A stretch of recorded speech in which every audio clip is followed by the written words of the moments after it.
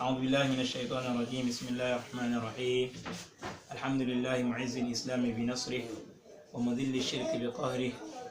ومصرف الأمور بأمره ومديم النعم بشكره.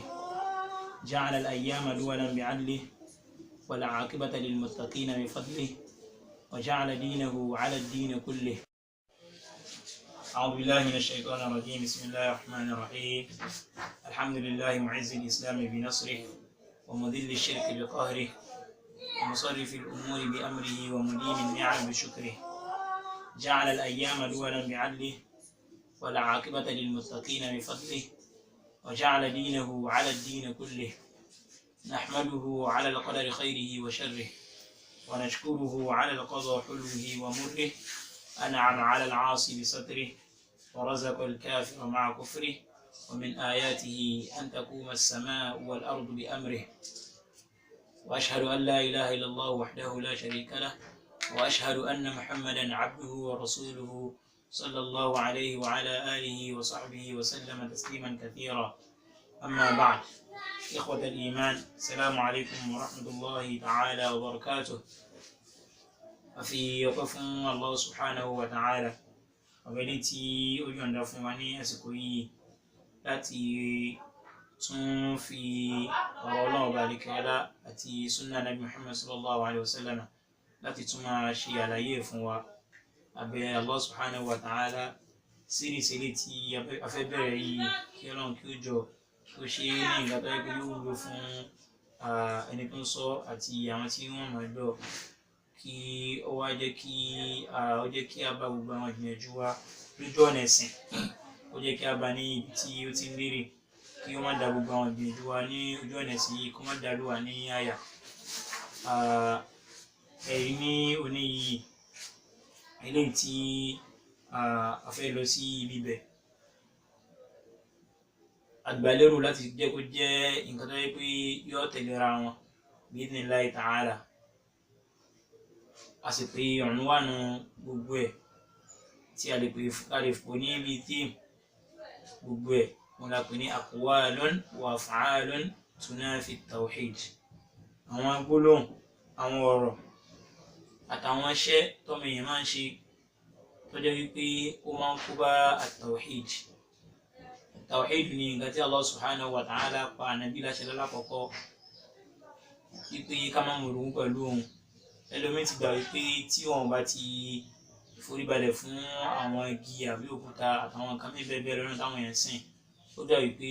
òun lè máa kírun tọ́nà wọn gbà. Wàhálà àtàwọn kankan bẹ tó jẹ́ wípé tí èèyàn bá tún ṣe wọn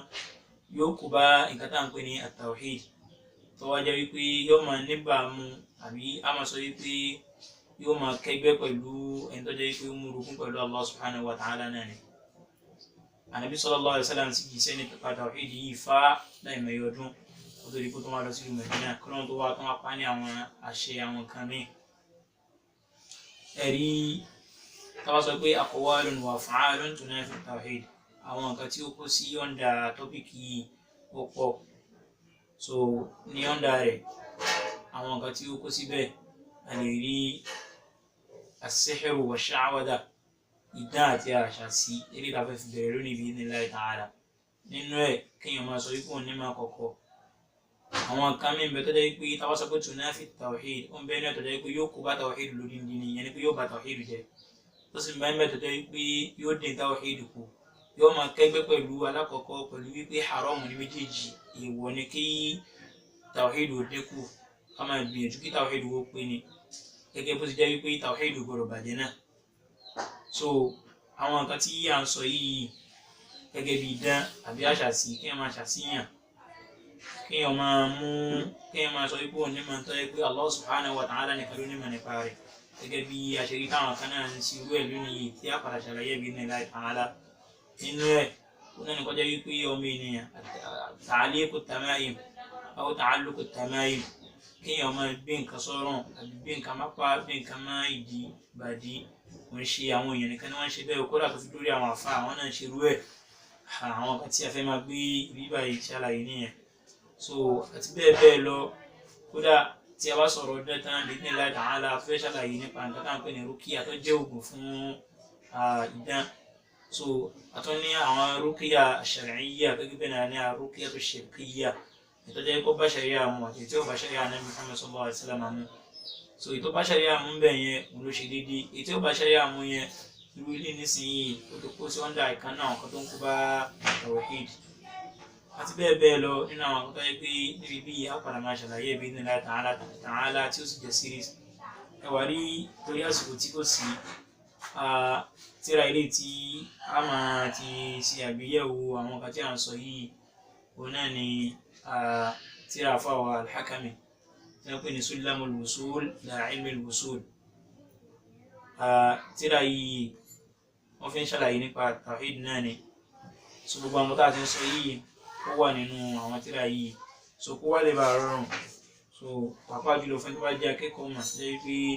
tó fẹ́ mọ̀ nípa ṣàlùkò tíra yìí dáadáa so a lè ṣàǹfààní láti ara ilé ìtafẹ́ ka yìí so ilé ìtafẹ́ kọ́ fẹ́ bẹ̀rẹ̀ ó lápẹ́ ní as-sihru wash-sha'wadha idán pípa àwọn kan tá a fẹ́ treat idán pípa àti kéèyàn máa ṣàṣìyàn àwọn àfáà nísìn lónìí yìí àtàwọn tí wọ́n ìṣọ́ àfáà náà ó ní sí nǹkan ni wọ́n ń ṣe tí wọ́n fi ń ṣe ìkà fáwọn èèyàn wọ́n bẹ́nu wọn tó jẹ́ pé torí pé ó fẹ́ gé ní àwọn kọ́sítọ́mà tó kàn ṣàṣàwọn èèyàn kàn lè dá wàhálà lẹ́kàn sádùúgbò nínú àwọn nǹkan aburú tó jẹ́ pé àwọn èèyàn máa rán kí wọ́n lè wà máa gbé ìdààmú wá sọ́dọ̀ títì ẹ̀ ó sì yẹ sí bẹ́nu wọn tó jẹ́ pé a máa lè torí nǹkan míì ó lè rí ògùn sáfà míì pé ìwọ sọpọ̀ sọ báyìí ìwọ sọpọ̀ mọ̀rọ̀ sọ àbí ìwọ ayá mọ̀ okú mẹ́lá ìpẹ́ yìí àti bẹ́ẹ̀ bẹ́ẹ̀ lọ nínú tí máa ń gbé àwọn èèyàn lọ síbi ìdán nínú pátá nǹkan tá padà ṣàlàyé bí idhnillahi ta'ala tó gbogbo àwọn nǹkan yìí èèwọ̀ ní lọ́dọ̀ Allah subhanahu wa ta'ala ó ń bẹ́ẹ̀ náà tó jẹ́ pé ó sì ní jìyà láyé ń bí ó tún ní jìyà gbọ́jọ́ gbé al-qiyama ó sì ń bẹ́ẹ̀ náà tó jẹ́ pé ìjìyà jọ́ gbé al-qiyama náà ni ó wà fún so a máa mú àwọn nǹkan yìí bí idhnillahi ta'ala lẹ́yìn ẹ̀kọ̀ọ̀kan ilé tí wọ́n fi bẹ̀rẹ̀ lónìí wọn là ní as-sihru wash-sha'wadha nínú tíra àfọwọ́ àtàfẹ́ ka yìí wọ́n ní faslun fi bayani haqiqati as-sihr wa haddi as-sahir wa anna minhu ilmu at-tanjim wa dhikru 'uqubati man saddaqa kahina yusuf tí wọ́n fi parí ẹ̀ yìí ó ṣe ṣe kí a má débẹ̀ ṣùgbọ́n bi-idhnillahi ta'ala máa padà dé ibi ibẹ̀ ní inú ilé tí ó ń bọ̀ ṣùgbọ́n nígbà tí wọ́n fẹ́ bẹ̀rẹ̀ tí wọ́n sọ pé was-sihru haqqun wa lahu at-ta'thiru lakin bima qaddarahu al-qadiru أعني بذا التقدير ما قد قدره بكون لا في الشرعة المطهرة واحكم على الساحر بالتكفير وحده القتل بلا نكير كما أتى في السنة المصرحة مما رواه الترمذي وصححه عن جندب وهكذا في أثر أمر بقتلهم روي عن عمر وصح عن حصة عند مالك ما فيه أقوى مرسل للسالك وحله بالوحي نصا يشرع أما بسحر مثله فيمنع بإذن الله تعالى بتيجي ما استوب نيوني ناني ملخص بمتافق صمري بمتافق àti بمتافق كفوا ناني التي حتى كنا نقول كل شيء نبتي يوم فوا àwọn masáìlì tí sheikh tí wọ́n gbìyànjú láti ṣàlàyé fún wa ń bẹ̀ tí wọ́n sì fi kọjá pé akẹ́kọ̀ọ́ ń bẹ̀ alákọ̀ọ́kọ́ wọ́n bẹ̀rẹ̀ pẹ̀lú àwọn as-sihr wa haddu as-sahir ẹni tí kéèyàn máa padà ṣe idán tiẹ̀ ní ta'athir ṣe idán ṣe nǹkan kan bẹ̀ tí wọ́n ń pè ní idán só lè ṣẹlẹ̀ ó ṣàlàyé eléyìí lẹ́yìn náà tó bá wá ṣẹlẹ̀ tí ó lè lápá lára èèyàn tí wọ́n lè ṣàṣìyàn kó mú yàn ẹni tó bá sọ pé wọn ò lè ṣàṣìyàn kó mú yàn wọn padà bọ̀ wá síbi ọ̀rọ̀ rẹ̀ nísìnyí ẹni tó bá sọ pé wọ́n ṣàṣìyàn yóò rán yàn wọn padà bọ̀ wá síbi ọ̀rọ̀ rẹ̀ nísìnyí lẹ́yìn náà ìyà tí ń bẹ ìdájọ́ tí ń bẹ fún ẹni tí ń ṣàṣìyàn láyé ń bí àtijọ́ gbìyànjú al-qiyama lẹ́yìn náà a máa ṣàlàyé àwọn oríṣiríṣi ànúwárùn idán oríṣiríṣi idán tó wà lẹ́yìn náà a fi kún nínú àwọn tí ṣẹ́ẹ̀kọ̀ fi kún wípé àwọn nǹkan àwọn ló lè gbìyànjú lọ síbi kéèyàn ó máa ṣàṣìyàn àti kéèyàn máa ṣìkà fún yàn nínú àwọn nǹkan àṣàṣì so téèyàn bá ti mọ eléyìí ìyẹn ó lè jìnnà sí àwọn ìwà yìí torí pé wèrè ni ìwà ìdọ̀tí ni tó bà ìjọmọlúwàbí yẹn jẹ́ kódà tí ó yẹ kí wọ́n máa wà ní àwùjọ yẹn tọ́yì ní àwọn kan tá fẹ́ fi kún òun náà ní eléyìí wà lẹ́yìn náà kí ni ó jẹ́ solution fún ohun tí wọ́n bá ń pè ní ìdán bá ṣàṣì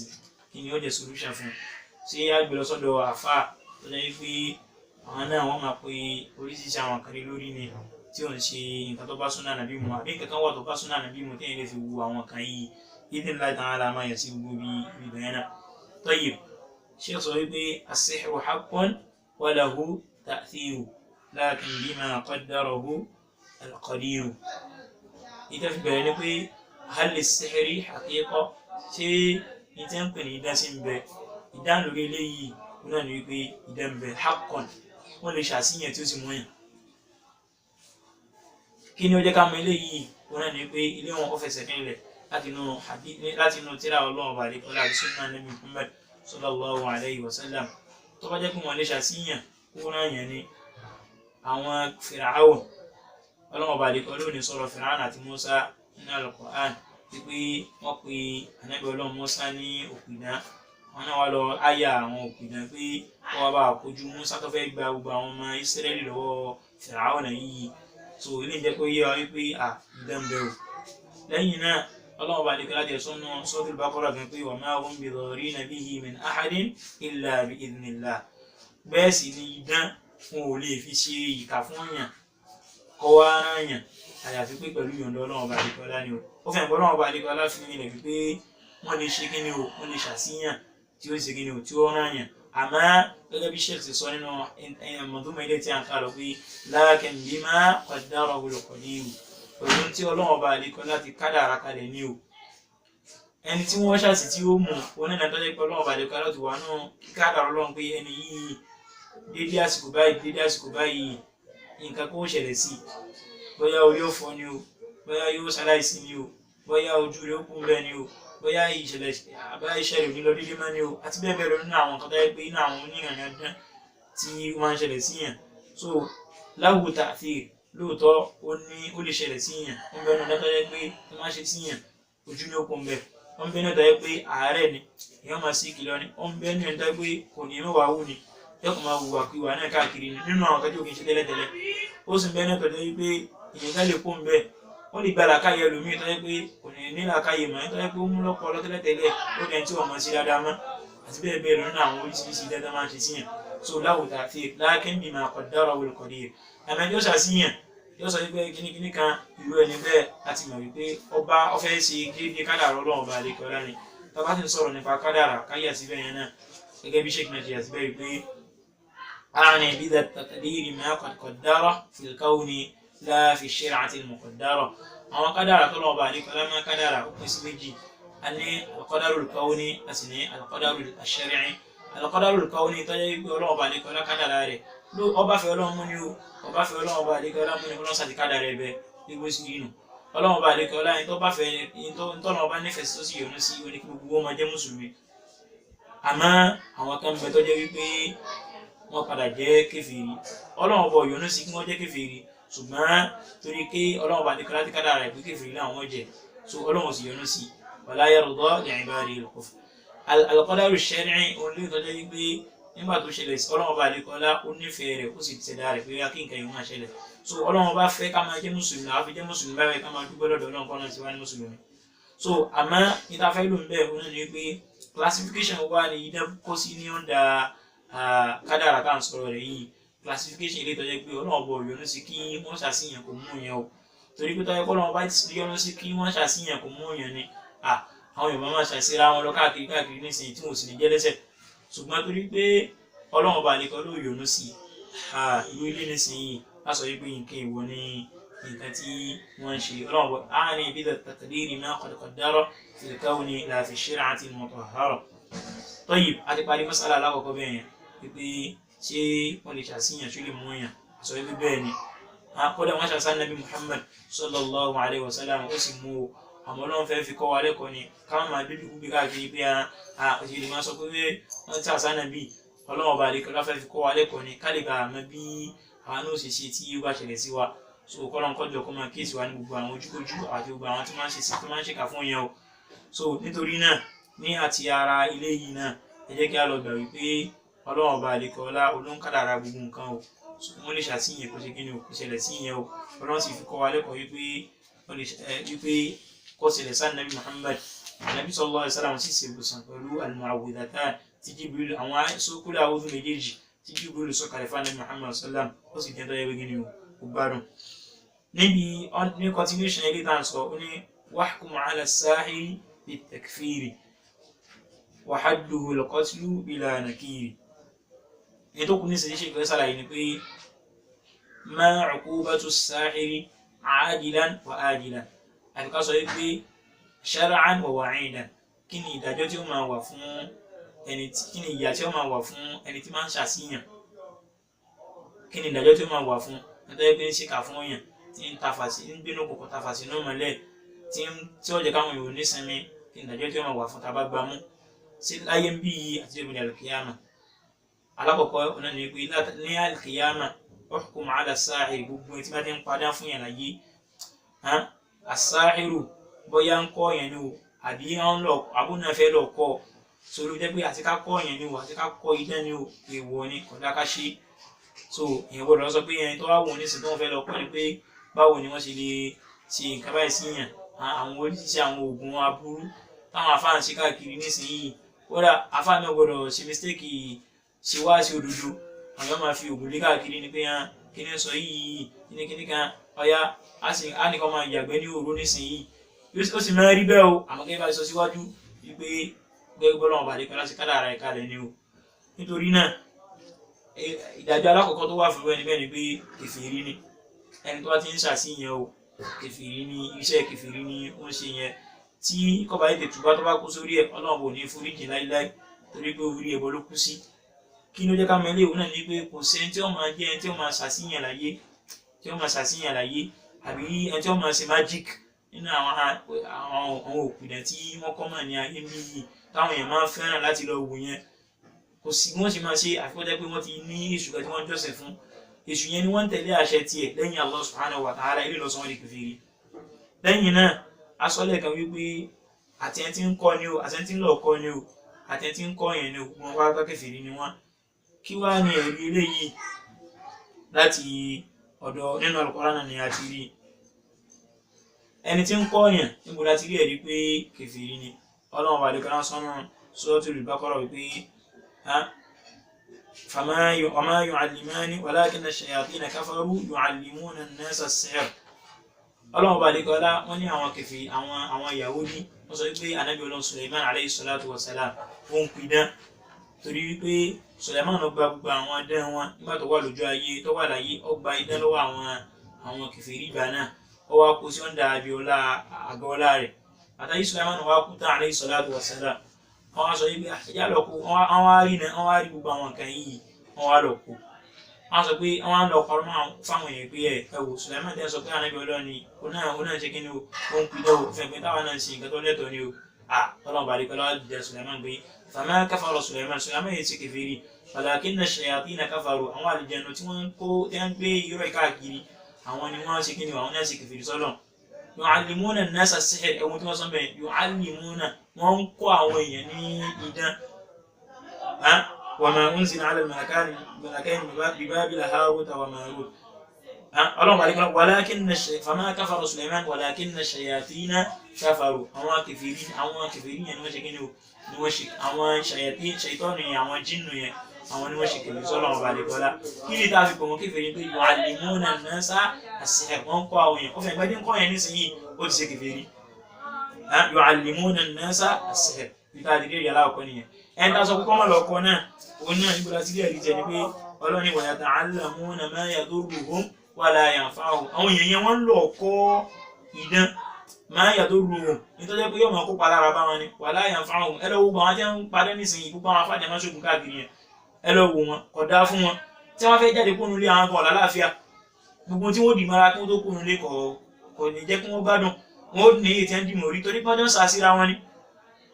ẹlòmíì kọ́mọ́ ti máa sọ̀rọ̀ báyìí máìkì ó sì paná, ẹlòmíì ọkàn sọ̀rọ̀ lásán ni ẹ̀jẹ̀ yóò sì máa pẹ̀ jẹ. ẹ wo ibi tí àwọn afáà sọ̀rọ̀ àwọn dé nísìnyí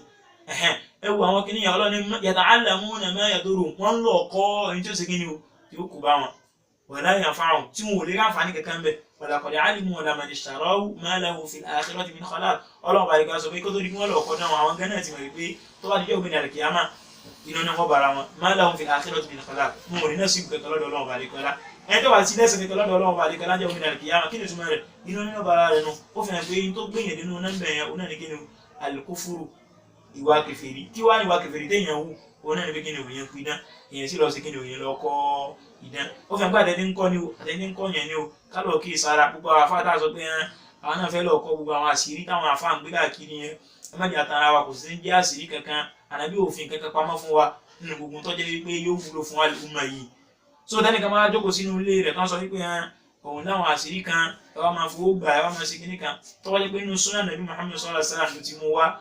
á sọ wípé ilé ń bá súnà nàbí mu àmọ́ wà nínú ilé rẹ̀ ọwọ́ á fún àwọn èèyàn ní oríṣiríṣi àwọn assignment oríṣiríṣi nǹkan àwọn èèyàn ń ṣe nísìnyí dáwọ́ fún àwọn èèyàn ní assignment afá kan bẹ tí mo wo fídíò rẹ̀ tó jẹ́ wípé yín tó wọ́n ń lò òun náà ní òróró so yọ wá sọ pé ọyá ẹ lọ wá olive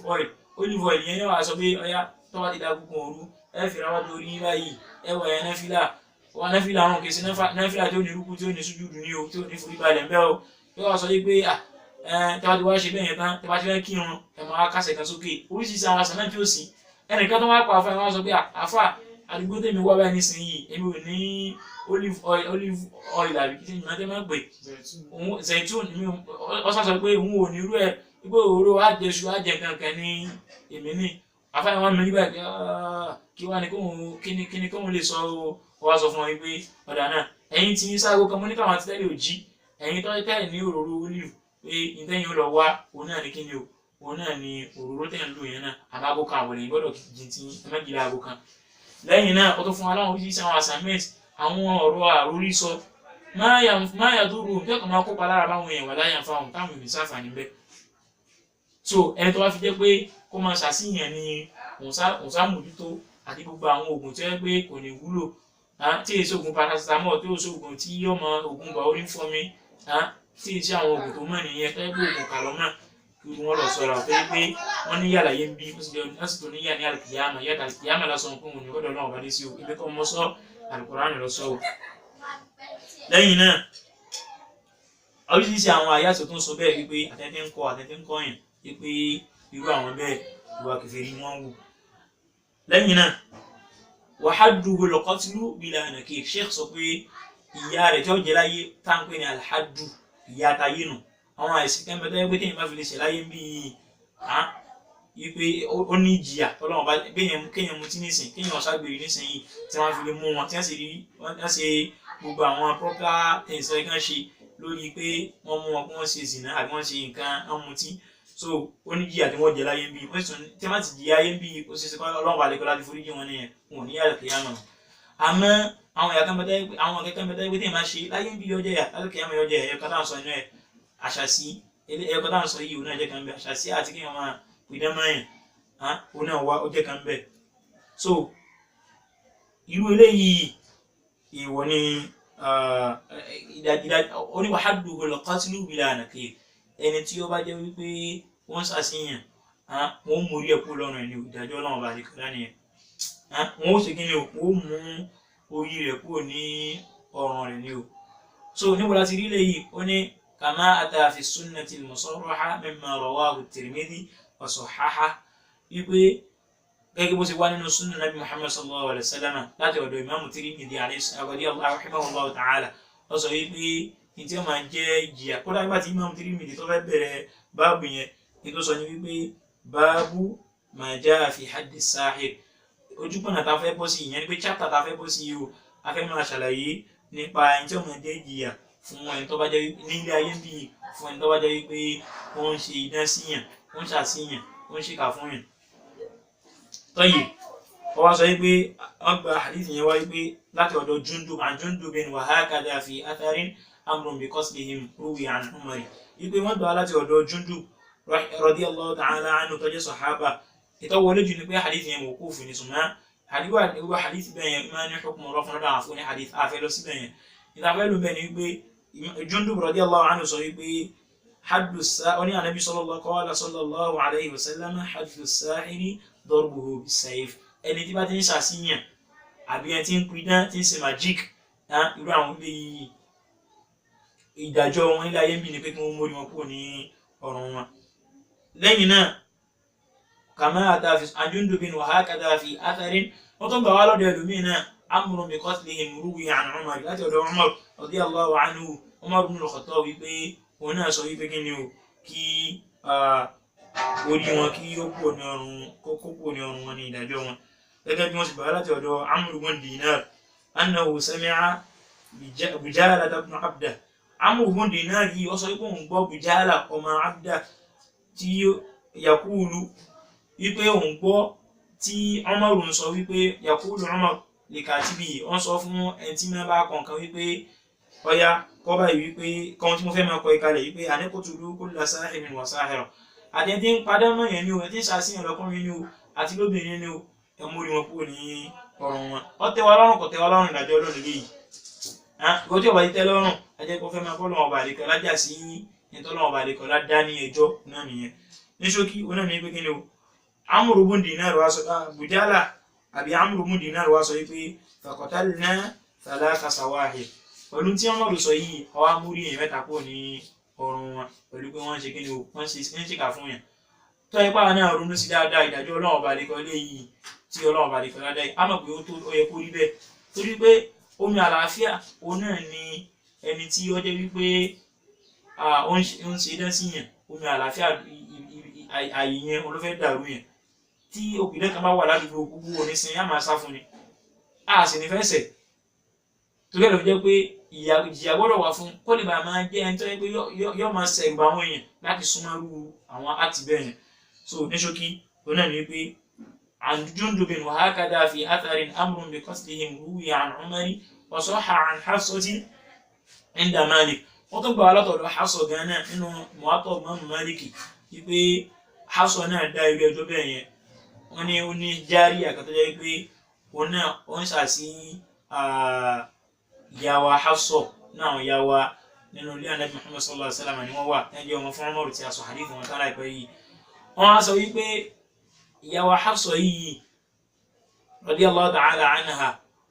wọ́n ṣàpé obìnrin kan nínú àwọn ọmọdọ́ rẹ̀ ó ṣàṣì ó wá sọ pé kí wọ́n lọ pè wá ó sì ní kí wọ́n ṣe kí wọ́n mú orí ẹ̀kọ́ lọ́rùn rẹ̀ pẹ̀lú gbogbo àwọn hadith àkà yìí pé púpọ̀ ní àtharu ni wọ́n àmọ́ wọ́n ní àwọn ahkamu raf'u ipò ọdọ́dọ́ Ànábì Muhammad sallallahu alaihi wasallam torí pé wọn ò lè mú ìdájọ́ ọdún àwọn àdájọ́ bẹ́ẹ̀ yẹn kó rí kó lọ́rùn yẹn wọn ò lè mú lórí tó fi jẹ́ pé gbogbo àwọn àfáà tí wọ́n lérí ogun tí wọ́n ṣe tẹ́ ń sọ pé àwọn fẹ́ ṣe kankan fún yẹn tí ní àbí tí wọ́n ń ṣe tí wọ́n tẹ̀ tí ń ṣe gan tó yẹ pé ó ń bẹ ní ọ̀tá yẹ pé Ọlọ́run bá lè kọ́lá sọ pé kó rí bẹ́ẹ̀ ó sì bẹ́ẹ̀ náà tí ó rí bẹ́ẹ̀ kí gbogbo wọn lọ ṣọ́ra wọn torí pé nǹkan tí wọ́n ra wọlé nǹkan tí ò lè jẹ́ wọn láyé kí wọ́n lálẹ́ kìyàmà ni gbogbo àwọn àfáà tó yẹ pé ní tí wọ́n ṣe fún yàn ó náà ní bẹ́ẹ̀ pé báwọn yóò ṣe di olóògùn owó ẹ̀yin náà wò ní sìn kọ́mù yẹn má gbọ́dọ̀ jáde kó nulé kọ́ jáde kó nulé báyìí láníyàn pé ń padà sínú ilé mi kásìwọ́tì àìmọye irú ẹ̀ ló ti ṣẹlẹ̀ kidnapping dídí nǹkan tó gbalẹ̀ káàkiri ṣe rò pé lásán ní gbogbo àwọn nǹkan yìí ń ṣẹlẹ̀ ni bí kò ṣe pé wọ́n fẹ́ fi wọ́n ṣe dẹ́rìn nínú àwọn ọdẹ tí wọ́n fi wọ́n ṣe ló fi jẹ́ pé bóyá ká yára lọ síbi àwọn nǹkan tí wọ́n ń gbé yẹn lọ sí ibi dẹ́nìsìn yìí àbí ká sì fi sílẹ̀ títí a fi dé ibi bẹ̀ ní ṣókí wọ́n ní wọ́n sahha an Hafsa irú àwọn nǹkan yìí ṣẹlẹ̀ lásán ni wọ́n ń ṣẹlẹ̀ ni bí kò ṣe wípé àwọn èèyàn yìí wọ́n ti dájú wọ́n sì ń bí àwọn èèyàn wọ́n sì fi wọ́n ṣe oríṣiríṣi àwọn àwà tí ò da àwọn àbàjẹ́ Ọlọ́run kọjọ kọ́lá wa kọ́lá àwọn fámìlì wa kọ́lá àwọn ọmọ wa wọ́n má jẹ́ kí a kó sí ọwọ́ lọ́wọ́ gbogbo àwọn tẹ́tẹ́ victim náà Ọlọ́run kọjọ kọ́ bá làwọn o àwọn tí wọ́n ti padà sọ́dọ̀ Ọlọ́run bá lè kọ́lá látara àwọn ẹgbẹ́ àwọn ìṣẹ̀lẹ̀ báyìí Ọlọ́run kọjọ kọ́ bá ní fún iṣẹ́ tó bá jẹ́ mùsùlùmí náà kọ́ bá ní ṣàforíjì fún wọn. nítorí náà sọ pé wasahha an Hafsa 'inda Malik ma fihi aqwa munshidin lis-salik أو سيقول وحله بالوحي نصا يشرع أوكي هذا ومن أنواعه وشعبه علم النجوم فادر هذا وانتبه طيب قال سيقول وحله بالوحي نصا يشرع أوكي إليه بسواجونا نقول هذا ومن أنواعه أفعل سيقول إليه نقول قطع جسوني سيئو أما تواقع نسيني أولين أمير توا كل سيسي نلوا واو ìdán mi bẹ̀tọ́ yẹ pé ìdán àlàáfífò ni tẹ́ pé ọkàn máa ṣe kíni yóò máa fà mẹ́ni tí bá ti ṣe sí ọkàn yóò máa fà gẹ́gẹ́ bí àwọn tí àwọn ọkùnrin máa ń ṣe sóbìnrin obìnrin máa ń ṣe sọ́kùnrin náà ibi kó lè bá nífẹ̀ẹ́ mi kó lè bá nífẹ̀ẹ́ mi ọ̀dọ́ mi ń bẹ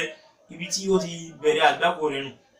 ibi kóbìnrin ó lè bá nífẹ̀ẹ́ òun kó lè bá nífẹ̀ẹ́ òun ó sì sàsọmọ ọlọ́mọ ọmọ òsì mẹ́tí ń ṣe mọ́ ọmọ wa lè dàbí èkó lè dáfà kò lè dáṣẹ kankan àfi kó rí gẹ́gẹ́ bẹ́ẹ̀ náà lóbìnrin náà tí wọ́n máa ṣe sí eléyìí sihrul atf ni ó sì bẹ́ẹ̀ náà dájú pé ìdí fi máa ṣe at-tafriq bayna muhibbin wa muhibbi tẹ́ fi máa ṣe ìyàtọ̀ láàrin ẹni tó nífẹ̀ẹ́ èèyàn àti ẹni tí wọ́n nífẹ̀ẹ́ wípé èmi ò jẹ́ sọ pé nífẹ̀ẹ́ ara yín gẹ́gẹ́ bí ọkọ àti ìyàwó kódà wọ́n ń ṣe ìyàtọ̀ òpin yà láàrin bàbá àtọmọ pé kọ́ mọ́ mọ́ bàbá rẹ̀ torí pé ọmọ ti lówó lọ́wọ́ nísìnyí wọ́n fẹ́ jẹ́ kó fi ọlá yẹn kó fi mọ́ bàbá rẹ̀ oríṣiríṣi àwọn ọdẹ tó wà nìyẹn ó sì ń bẹ́ẹ̀ náà tọ́jú pé nínú àwọn ọdẹ tó gbọ́n mi máa ń ṣe síyàn tọ́jú wípé kọ́nà kójú ọkọ máa kíyèsí wa nínú àwọn ọdẹ tí wọ́n tún máa ń ṣe síyàn wọ́n nílẹ̀ tọ́jú wípé ilé ìta sọ tán nísìnyí gẹ́gẹ́ bí ògùn téèyàn fi ń wá ọlá mo fẹ́ ṣògùn owó mo fẹ́ ṣe kíní kankan so èmi náà fẹ́ lówó lọ́wọ́ láyé gbogbo ọ̀nà tí kò lè fi lówó mo fẹ́ fi ní so nínú àwọn oríṣiríṣi tẹ́nu yẹn ló fi jẹ́ pé látàbẹ́ bíi á lọ síbi àwọn àsìbáàbù tí máa ṣe àsìbáàbù ìljà ila sihr inda man yaf'alu àwọn sábàbí tí máa fà tí máa gbé ẹ̀ńtọ́jọ́ wípé òun ṣe dán síyàn tí máa gbé lọ síbi kí ó máa ṣe dán síyàn alákọ̀ọ́kọ́ ń bẹ̀ aṣahawat kí èèyàn máa nífẹ̀ẹ́ téèyàn bá ti rí solution sáwọn kan tá fẹ́ máa sọ yìí kò ní ní problem pẹ̀lú ká máa ṣàṣìyàn àbí kó wọ́n sọ pé òun fẹ́ ṣèkà fún yàn kò ní ní problem pẹ̀lú nǹkan bẹ́ẹ̀. alákọ̀ọ́kọ́ aṣahawat kí èèyàn sọ wípé òun sáà nífẹ̀ẹ́ ayé òun nífẹ̀ẹ́ ayé bóun òun ṣe lówó lọ́wọ́ irú àwọn bẹ́ẹ̀ ni ó jẹ́ pé tí gbogbo ọ̀nà tí wọ́n ti ní yọ́gbà lówó lọ́wọ́ ní ọmọ wa kò fẹ́ wú gbogbo àwọn nǹkan tó ń wó jù pé wọ́n pa yẹn ni àbó wọn ṣèkà fún yẹn ni àbó wọn jẹ nǹkan ní nǹkan mẹ́tìtì ẹni kò ní wọlé wọn torí pé ó nífẹ̀ẹ́ ayé alákọ̀ọ́kọ́ nìyẹn nínú ẹ̀ ó náà ní ilé ìdáhùn yìí máa ń ṣe nítorí pé kí bísíǹnẹ̀sì wọn ìbára máa lọ déédé wọn oríṣiríṣi oògùn ẹlòmíín ṣe ẹlòmíín tó wá fẹ́ wọnú ṣọ́ọ̀bù ẹ̀ oríṣiríṣi nǹkan ní ọ̀tá mẹ́nu ọ̀nà ní ọ̀tá mẹ́nu ilé oríṣiríṣi àwọn oògùn oríṣiríṣi lọ́wọ́ àlọ́wọ́ ẹlòmíín torí pé ó fi ń ṣe kí ni o ó fi ń sọ wípé òun fẹ́ lówó lọ́wọ́ àbí òun fẹ́ ní dúkìá so ilé òun jẹ́ ọ̀kan bẹ̀ ẹlòmíín sì mẹ́ta wípé nínú àwọn idán òun fi ń ṣe ìfádà ala nafsihi aw ala ahlihi ó fi ń kíyè sí ẹ̀mí ara rẹ̀ nígbà ọlọ́run ọba àlekẹ́ ọlọ́run ní dóhùn ṣọ́ tó fi jẹ́ pé à ń padà bọ̀ sí ọ̀ndà àwọn tó wà ní ọ̀dọ̀ eléyìí àwọn èèyàn fi máa sùn ká mọ́rùn ní wọ́n fi máa sùn ká má bàdì wọ́n wà lọ sí ọ̀dọ̀ as-sahir ẹni tí ó sì gbé ni o ẹni tí yóò bá wọn ṣe idán láti ara eléyìí ní ṣókí ilé náà jẹ́ nínú àwọn sábàbí ẹlẹ́ẹ̀kejì àbẹ́lẹ́ẹ̀kẹta nínú àwọn tí wọ́n gbìyànjú lọ síbi idán ó náà ní al-hiqd wal-hasad kéèyàn sọ pé oore tọ́lọ́run ọba àlekẹ́ láti fẹ́ nìkan òun fẹ́ jọ dúró òun ò fẹ́ jẹ́ kó lọ síwájú mọ́ wọ́n sọ gan ṣé bá jọ lọ skul ni nígbà táwọn skul gan mo fẹ́ kú jùjú lọ àwọn síwájú ẹkùn lọ́wọ́ á ń lówó lọ́wọ́ oyè wá ń jẹ́ kíníkíní kan ẹlòmíì tiẹ̀ mẹ́tọ́ sọ pé òun nísìnyí báńkì lòun ti ń ṣiṣẹ́ àwọn ibi tí owó wà lòun ti ń ṣiṣẹ́ òun ò lówó lọ́wọ́ òun ò lè kọ́ ẹni tí wọ́n sọ̀kadà lásán lọ́wọ́ àjẹ́ tó yẹ pé ó nílé lórí owó kódà ibi tó tún ní sí gan ibi tí àwọn ilé olówó ńláńlá ni ó padà nílò àwọn kan sí bí àwọn afẹ́ kí gbogbo àwọn ọ̀gá tó wà ní kọ́lá ṣe fún yín kó padà kó ń bẹ bí kò máa ń nìmọ́ ẹlòmíì ẹnì kan kò lè ṣe kankan fún yóò kàn ti ẹ̀kọ́ rí rẹ̀ náà naturally báwo lè ṣe máa ní irú nǹkan báyìí ẹlòmíì tẹ̀ wọ́n pé ṣe bí àwa ni olówó àdúgbò tẹ́lẹ̀tẹ́lẹ̀ ìwọ náà wàá fẹ́ máa kọ̀mpútì ò fẹ́ dé kájọ máa jẹ́ olówó àdúgbò láíláí ọlọ́run ò ní jẹ́ gbogbo nǹkan ní wàá máa ṣe yóò fi máa dààmú fámìlì ní wọ́n máa fi dààmú àwọn ẹni tí wọ́n ní nǹkan bẹ́ẹ̀ yẹn àti bẹ́ẹ̀ bẹ́ẹ̀ lọ so gbogbo àwọn nǹkan yìí nínú àwọn kan tó máa ń gbìyànjú lọ sí ibi dáná nìyẹn nínú ẹ̀ wọn náà ní tí ẹ máa fẹ́ mọ ìmọ̀ ẹ̀kọ̀kọ̀ ibi àwọn kankan tó ń bẹ tó ti ẹ̀ pamọ́ ọlá ẹnìkan alábàjá ọmọ alábàjá tí ń lọ sókè kí ló tó fi wálẹ̀ yóò ilé wọn gbìyànjú lọ sí ọ̀dọ̀ as-sahir pé mo fẹ́ mọ tó fa tí ààrẹ fi mú lábàjá ọmọ alábàjá ẹlòmíràn sọ pé àní mo fẹ́ mọ bí ògo ọmọ yìí ṣe rí sólògbò ni àbí èsólògbò yóò gbé lọ sí ọ̀dọ̀ as-sahir nínú àwọn tí wọ́n gbìyànjú nínú àwọn nǹkan míì tí ó tún máa ń gbìyànjú lọ síbi náà wọn náà ni hubbul intiqam kí n ò nífẹ̀ẹ́ wípé ṣáfẹ́ gbẹ̀sán ẹnìkan ṣe nǹkan fún mi àṣìkà fún padà báwo ni àwọn oríṣiríṣi àwọn kọ́tà pé ó kàn dá èèyàn méjì papọ̀ lọ́rẹ̀ méjì tó yẹ pé wọ́n yẹ kájọ sẹ́tọ̀ láàrin àwọn àbáládùúgbò méjì tó yẹ kájọ sẹ́tọ̀ láàrin àwọn lọ́kàn sọ pé òun fẹ́ dà sí ọ̀rọ̀ òun tóun òun make sure pé òun gbẹ̀sán nǹkan tó ṣe fún òun yìí yóò gbé káàkiri kú ilé babaláwo gbogbo àwọn fámìlì náà mọ̀ ṣe gùn sí ó sì bẹ́ẹ̀ àwọn àfáà tó yẹ pé wọ́n wò pé àwọn ò ní kọ́sọ́mà mà wọ́n wò pé nínú àwọn kan táwọn ò fi ní kọ́sọ́mà ní kọ́jẹ́ pé káwọn ọ̀dà àìsàn kan sádùúgbò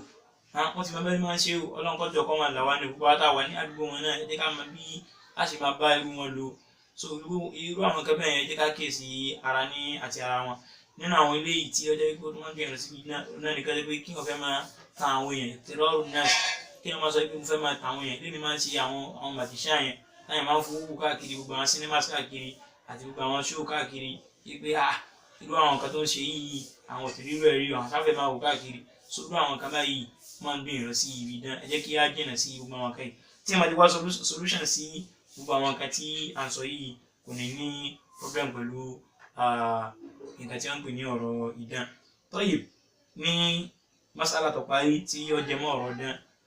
jẹ́ pé second to the last nínú báàbù yẹn nínú tíra tí à ń ka wọ́n sọ yìí pé wahilluhu bil wahyi nassan yushra'u amma bi sihrin mithlihi fayumna'u ẹ jẹ́ ká gbà pé amẹnìkan nísìnyí tí wọ́n ti ṣàṣì àbí ẹnìkan tí ilé ti mú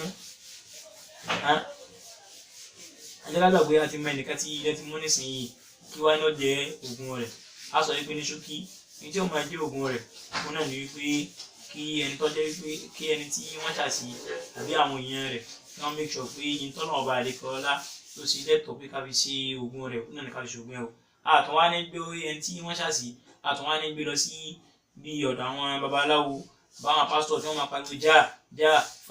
fáyà holy mary holy kìíní kan máa babaláwo tí wọ́n máa polisi ṣe wọn fọ̀ àtún ní gbé wọn lọ síbẹ̀ o àfáà sọ pé wahilluhu bil wahyi nassan yushra'u ní tẹ́yìn òbí ṣe oògùn rẹ̀ òun náà ni tíra Allah subhanahu wa ta'ala àti tó bá wá ní báàbù ar-ruqya nínú hadith anabi Muhammad sallallahu alaihi wasallam láti ṣe ìwòsàn rẹ̀ o sọ ló jẹ́ pé gbogbo àwọn padà bọ́ abẹ́ náà a ní kíláàsì kan fún ar-ruqya gangan ní àjókòó wa bi'idhnillahi ta'ala náà sírísírí tí a ń ṣàlàyé yìí bi'idhnillahi ta'ala abẹ́lẹ́ náà rí létí abẹ́rẹ́ kọ́nà jẹ́ kó wúlò fún wa ní ọwọ́ parí ó tó di pé a kásẹ̀ rẹ̀ ní ti síríà ní pàtì alákọ̀ọ́kọ́ ilé tí a wà ń bẹ́ yìí kí ẹni tó jẹ́ pé wọ́n ṣàṣì kọ́lọ̀dọ̀ yìí pé ọlọ́run bá lè kọ́lá olódánwò wò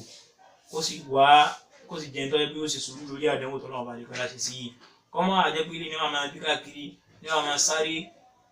eré tí ò wúlò